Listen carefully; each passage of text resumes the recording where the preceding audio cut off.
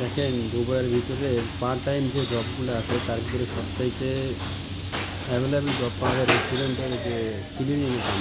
তো এই কামগুলো কতটা কষ্টকর একটু অনুভব করেন, দেখেন দেখা এই যে লম্বা সারি সারি এগুলো দেখতেছেন, এগুলোর ভিতরে সব মাল বা কাস্টমাররা খাইছে, খায়া খায়ার ভিতরে সব রাখছে।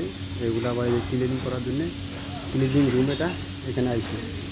দেখেন কতগুলো বাটি প্লেট এই সব ক্লিন করা লাগবে, সব খাবার সহ।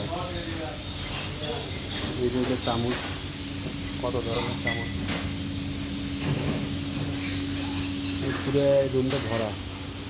বাংলাদেশে তো এত পরিশ্রম কেউ কখনো করে নাই, এখানে আইসা যেরকম করা লাগে পরিস্থিতি শিকার না করে কোনো বুদ্ধি নেই।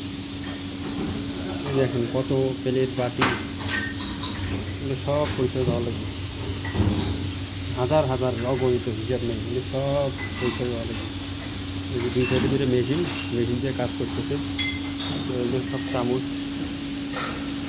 কত রকমের চামচ, এগুলো সব ভরা।